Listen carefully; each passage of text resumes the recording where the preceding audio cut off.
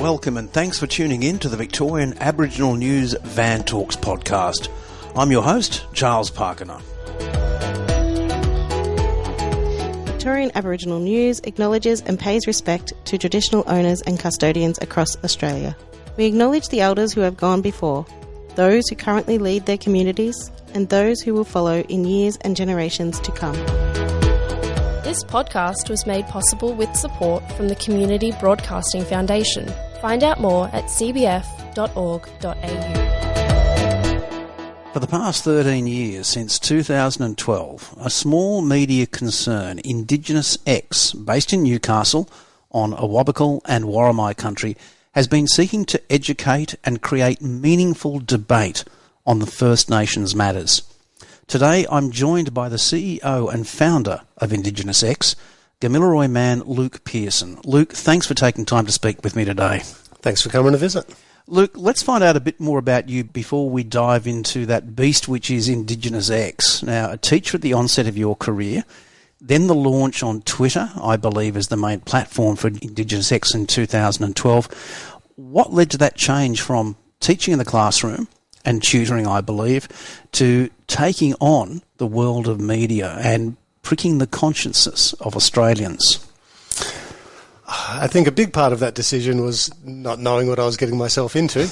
But sadly, like at the time, I don't know what the stats are now, but I'm sure they're not too much better. But in my era of teaching, it was about 30% of early career teachers who spent less time in the job than we did at uni, getting the degree. Sure. So I did 3 years, and it really took a lot out of me. It was a really trying time. Simplest one I can say is sort of like, loved the classroom with all the challenges that brings. Didn't love the staff room, didn't love the department. And so, like a lot of us, you find yourself, you're the only Indigenous teacher in the school, often within several schools around the area. And so when I left there, I was lucky enough I was able to go back and do some tutoring through Wallatuka, the University of Newcastle, where I got my degree. But I found myself a teacher without a classroom, not really sure where I was going to go, what I was going to do. And so when I took to Twitter, which was a couple of years before we launched IndigenousX, that wasn't a strategic move into media because Twitter at that time wasn't that kind of place, which was like, oh, here's a new thing. I'll come in and have a look. And I loved it. I absolutely loved it. I was spending probably more time than was healthy on the platform. But, back in that era, there was sort of like a small group of mob who were already there, some of whom I already knew, but a growing pool of mob who were all interacting or doing our own thing. A couple of years of doing that, there started to be a bit of interest from media because this was sort of the rise, I think, of a lot of social commentary and blogging more broadly. Yeah. But I was one of those sort of early mob, who were doing that. That led to, I'd write articles for the Drum, or you'd do an interview for someone for something. Well, you actually ended up, even after you started IndigenousX, doing digital production with the ABC and NITV, not for long stints of time. No. But that was, once again, delving headlong into media production. That was putting teaching behind you, well and truly. Oh, yeah. I think once I'd taken to Twitter, long before IndigenousX, long before I'd made the decision, long before I had any idea of where I was going to go, I'd pretty well burnt my bridges with public service. You are an outspoken man. The world knows that well and truly. You mentioned before also that you were the only Indigenous teacher in the staff room. How much were you speaking out, and what did you feel you needed to speak out about in those days? Sticking up for students was a big one, but also for myself. You're talking about Koori students, Aboriginal students, right? But also, any students in that space. Like, there were just things that I didn't love about the curriculum. I didn't love about Aboriginal students having such higher suspension rates. You'd see things and try to take them on, and just not having the power, the knowledge, the experience in that space. University prepares you for a certain thing, but the realities of work in those dynamics, I found myself feeling very disempowered and just increasingly unhappy in that space. And just the stereotypes, the things that I learned that certain people were saying about me or thought about me. All the stereotypes of like not deserving your job, only getting your job because you're Aboriginal. Oh, yeah. Yeah. Okay. Never heard that one before, eh? Yeah, well, that's right. A teacher asked me, like, do you need a degree to be an Aboriginal teacher? Oh, my like, God. I was teaching year 3, so I was like, of course you did. And some of them were quite nice and well-meaning, but I just didn't fit in that environment, in that, no real sense of community or collegial community. Again, with individuals, there were some really great people who were really great supports. So bringing it back to being invited to write for The Drum and doing some interviews. So what was that genesis? Explain a bit more of this.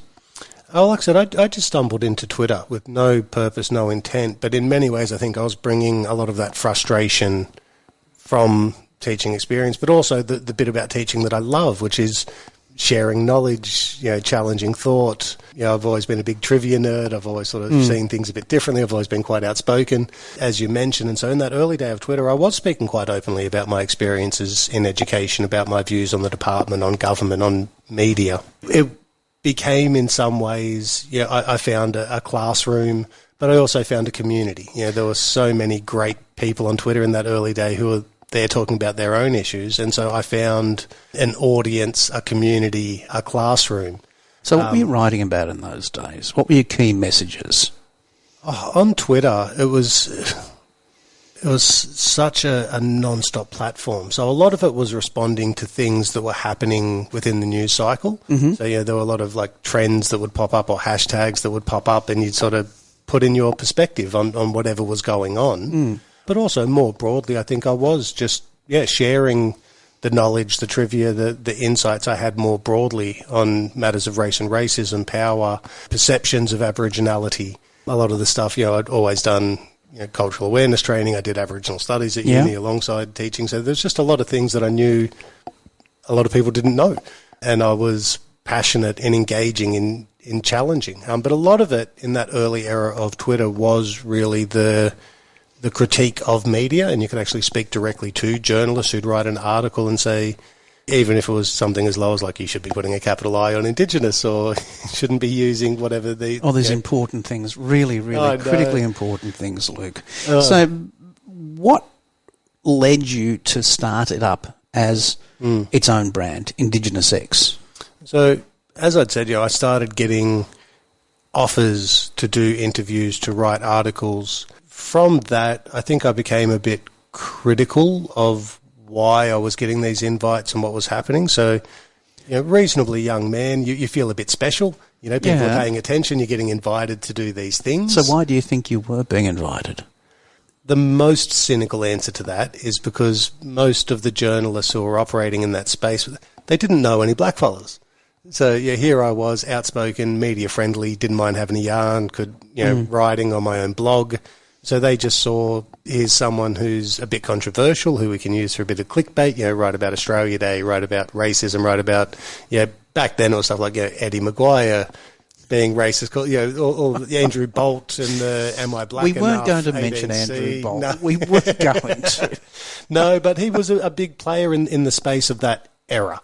And whenever I was responding, I didn't try to just go, this person's this thing. I would say, like, this is what's happening, because a lot of the time you would see a commonality of thought, you would see patterns of behaviour. Yeah. Language use.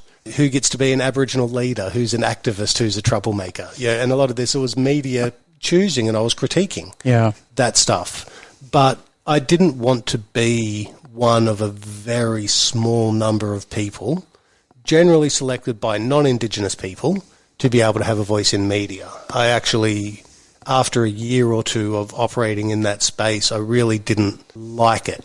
I wanted to do something different. I had a bit of a following on Twitter, only like 5,000 followers, but at the time that's substantial. That was pretty respectful, And so I had the idea, after chatting with a few other mob, of giving up my account on Twitter and creating it into IndigenousX, and with the idea just being that it would be a rotating account.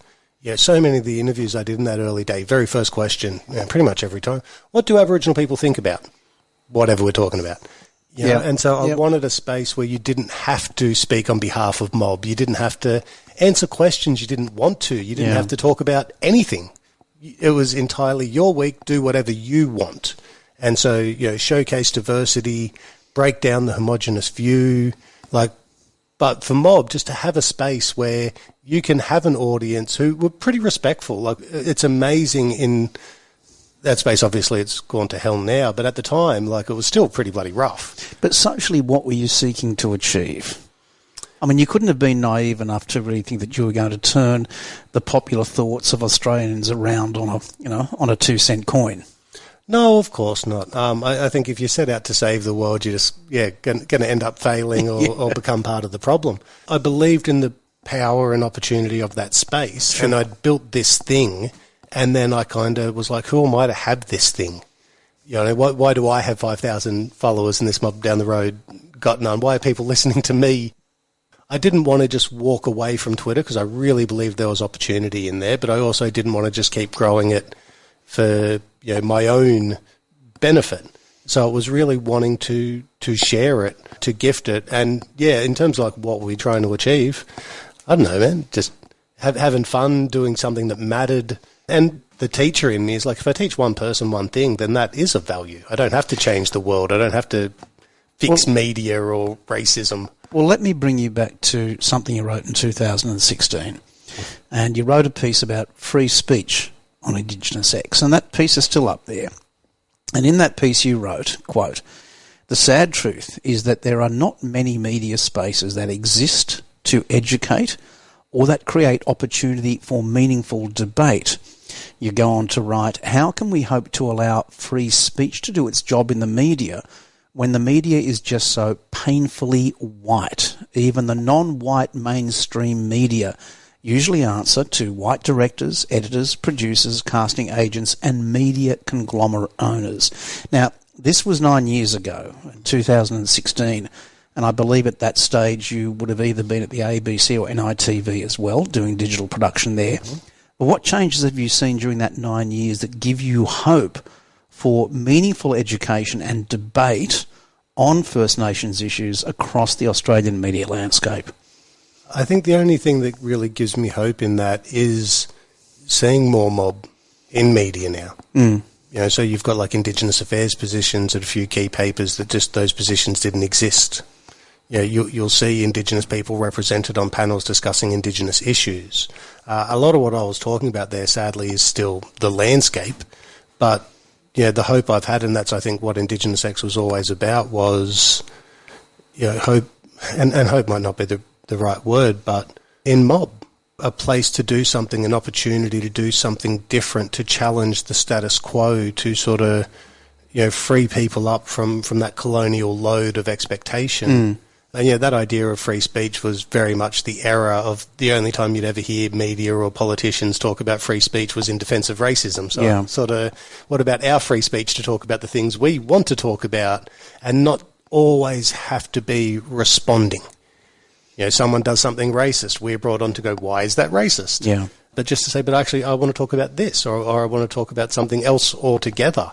And the freedom to buck that system in a way. A short story, I remember someone brought me on, it was a Melbourne white fella, I think a conservative radio fella, and it was in that height of the Australia Day, Invasion Day debate. It would have been right about this time. Yeah. And he started off with saying, surely there's more important things to be talking about. Why are we talking about this? I said, man, it's your bloody show. You invited me on, if you want to talk about something else, I'm happy to. But it's you can't put, that's what I'm talking about over here, but I'm just some random fella on Twitter. You're the media. You actually get to determine who's on and what we say and how we do. And so just to be able to be a little bit playful within it, because I wasn't there. Again, I freed myself up from that pressure of feeling like I've got to speak on behalf of everyone and be something bigger than any individual can ever be. And so the more mob who can focus on what they want to focus on, whether they're journalists, whether they're artists, academics, whatever it is, just a place to change the narrative and not be bound to it when that narrative is so painfully white even still. While you're advocating for more Aboriginal and Torres Strait Islanders in the media, don't you also run the risk of organisations simply bringing on people who identify as Aboriginal just to buck up the numbers? Because it's more than just having the journalists. It's the content as well, isn't it? That's got to be the critical thing. And it's the style of content. It's got to be that thought provocation, surely, that tells the value of the content being delivered by the journalists.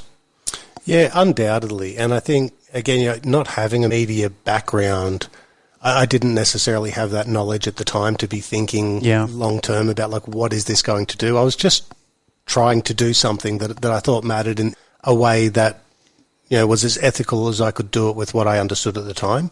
But yeah, that's a very real risk. I mean, even when we talk about, one of the good things being people who've got these, jobs now, like Indigenous editor jobs or more journalists, so many of them are taking funding, and you've got, long-standing large media companies who it's nothing was ever stopping you from hiring Aboriginal journalists if you wanted to. Yeah. I'm not sure you need a $300,000 grant to justify it when that grant probably could have gone to literally anyone else. But those are those sort of unintended consequences or things you're not aware of. But I think one of the big things, again, wasn't trying to do, but looking back on, was that we were a part of a group of us who proved that there was an appetite for things that media had long said there wasn't any interest in. So it's Aboriginal people were a subject to talk about, but no one, apart from other Aboriginal people, wanted to hear from Aboriginal people. What are some of those things? What are some of those things that you believed that people really wanted to hear about when it came to First Nations issues? I think for a lot of people, just something they'd never thought about. Like a different perspective on 26th of January or something like that. Oh, but not even on 26th of January, just on anything, just on a different way of life. Yeah, there's always been a very tokenistic engagement with Indigenous people and thought, and the fact that, whenever I do training or other things, it's just we've all been living together for a minute now. The fact that you know so little is woeful.